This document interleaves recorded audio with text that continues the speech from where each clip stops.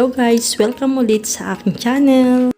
Bago tayo mag-start, nais ko muna magpasalamat sa lahat po ng nag-subscribe sa aking channel at sa mga hindi pa po nagsusubscribe, baka naman!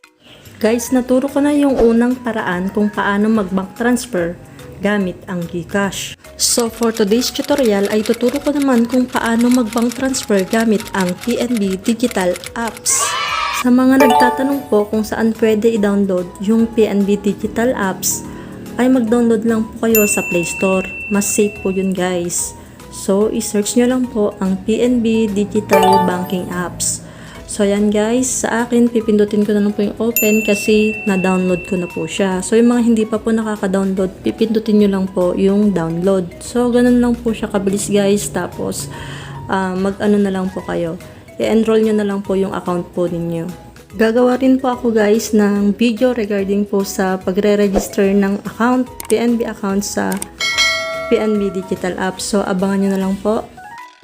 Okay guys, so start na po tayo. Pindutin nyo lang po yung PNB Digital Apps. Click My Accounts. Click Password. Enter password. Pag okay na, i-click mo lang po yung confirm.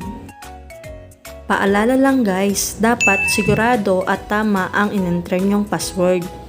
Dahil sa ikatlong beses na magkakamali kayo sa pag-enter ng nyong password, ibablock po ng PNB ang inyong account. Na-assume po niya na merong ibang tao na nagtatry na mag-open ng iyong account online. Balik po tayo sa tutorial. Once na ma-enter mo na po yung tamang password, yan, makikita mo na po yung available balance mo. Next, click transfer. So yan na guys yung mga destination or pwedeng pag-transferan ng pera. Sa Landbank ako magta-transfer guys, so ang pipiliin ko ay other banks. So, yan na guys. Napakadami pong pagpipilian kung saan pwede mag-transfer ng pera. So, scroll up nyo lang po.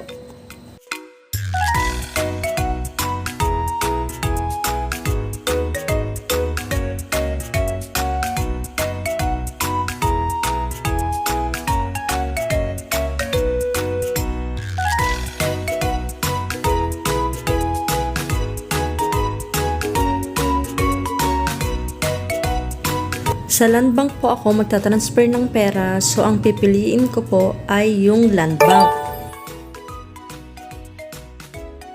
Paki-type lang po dyan yung account number ng papasahan nyo ng pera.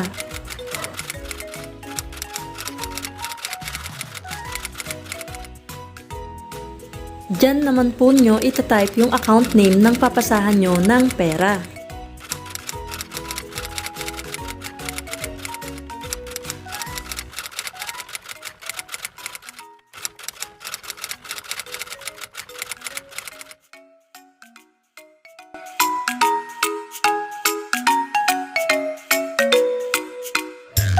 Enter amount or dyan nyo po itatype yung amount na ipapadala po ninyo and then i-click nyo po yung real time via InstaPay.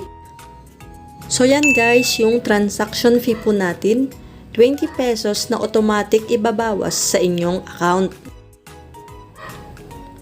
Enter purpose, nasa nyo na po guys kung lalagyan nyo. Sa akin hindi na, so i-click ko lang po yung continue. So yan na guys, confirm transfer. So ibig sabihin po, i-check nyo po kung tama po yung destination or kung saan nyo po pinasa ang pera, and then yung amount, tapos yung fee, and then kung magkano po lahat. Pag okay na po yan, i-click nyo lang po yung continue. May nakanote po sa baba na ang pan-transfer daw ay pwede hanggang 50,000 per transaction at ang maximum po ay 200,000 per day. Pindutin na po natin ng continue. So yan guys, makikita nyo ang one-time PIN. Ibig sabihin, magsasend po ang PNB sa inyo ng one-time PIN ninyo sa registered mobile number. So, hintayin nyo na lamang po. So yan guys, naghintay po ako ng 4 minutes. Wala pong dumating na one-time PIN. So okay lang po yan guys, kasi minsan talaga may time na hindi nagsasend ang PNB ng one-time PIN. So, itry nyo na lang po ulit. So yan guys, pag wala pa rin po kayong ma-receive na OTP, pindutin nyo lang po yung resend OTP. Wala pa rin po akong ma-receive guys, so pinindot ko na po yung resend OTP. So yan guys, bibigyan ka ulit ng reference code ni PNB. So, hintay na naman po tayo ulit ng one-time PIN. So, ayan na guys, nag-send na po si PNB ng one-time PIN. So, ang gagawin po natin ay itatype lang po natin dyan sa mga box. Nakalagay din po sa text ni PNB guys, never nyo pong isi-share yung one-time PIN po ninyo sa iba. So guys, itype na po natin yung 6 na one-time PIN na bigay ni PNB.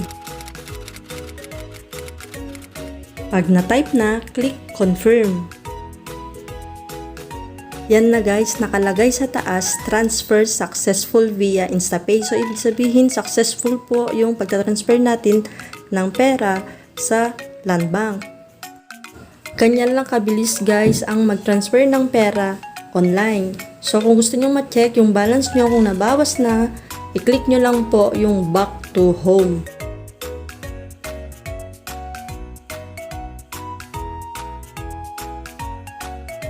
Ayan, bawas na po sa akin, so okay na po siya. Maliban po dyan guys, magsasend din po si PNB sa registered mobile number mo na nagsend ka ng pera. At makaka-receive ka din po sa Gmail mo ng notification na nag-transfer ka din or nag-send ka ng pera. So hanggang dito na lang guys, salamat po sa panonood. Bye!